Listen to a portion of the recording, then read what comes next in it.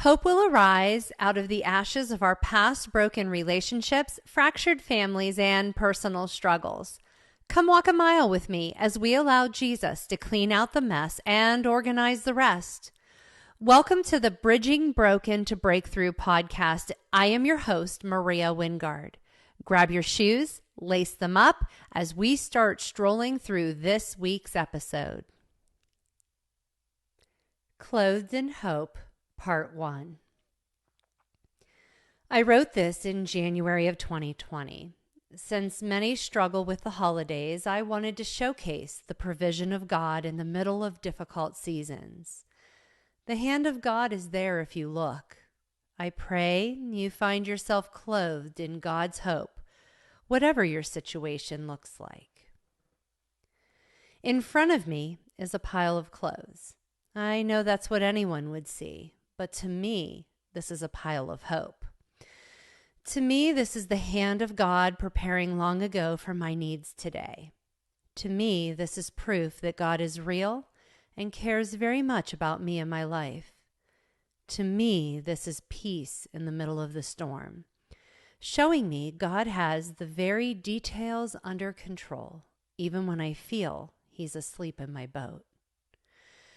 You can be bankrupt in many ways, the least of which is financial. Today, I'm bankrupt in time. I simply do not have enough. Our family is experiencing hell on earth in the form of a terminal illness while contending for God's supernatural healing to come. Walking this road with a family member simply reminds you of what is most important: time. Funny how this is the way most people also spell love. The gift of time, the ministry of presence, the giving of yourself in the midst of it all, for loving the one in front of you, being inconvenienced by love. At the end of your life, this will either be your greatest gift or biggest regret. Bearing one another's burdens. Yours is too much for you, but I can easily help you shoulder it, even while dragging my own. Mine is crushing. I can barely breathe. But you can lift it off my shoulders for just a minute so I can readjust. To breathe in deep for just a second. Funny how that scripture plays out. Quote, "Bear one another's burdens and so fulfill the law of Christ." Galatians 6:2. We get to fulfill the law, loving God first, then loving people by loving them through their storm. Quote, "On these two commandments hang all the law and the prophets." Matthew 22:40. So what does this have to do with a pile of clothes?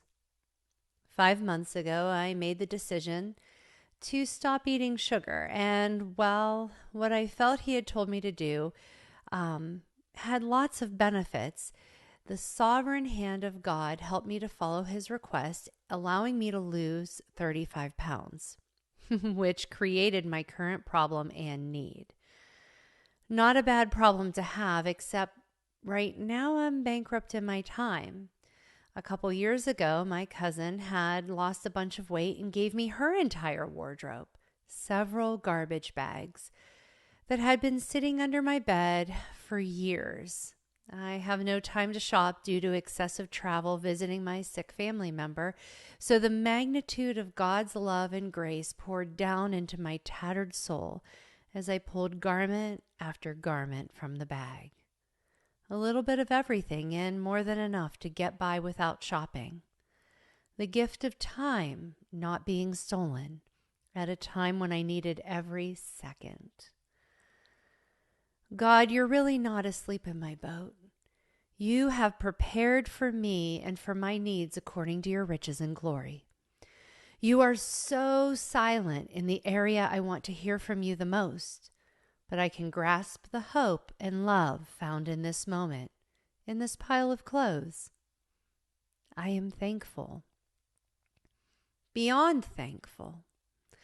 I pull another item from the bag. Black. It slides from my numb fingers as my brain registers what it is, hitting the ground faster than the hot tears coursing down my cheeks. A black dress. I don't want a black dress. My mind goes to places I don't want it to go. My knees buckle and grief grips my body as I fight to breathe, and my world spins out of focus. I fight the urge to throw it away. God, pick me up. God, hold me. Lord, I need your breath in order to breathe again. Lord, focus my heart on you, only you. Steady my eyes as I can't see right now. Life is still a little out of focus, but once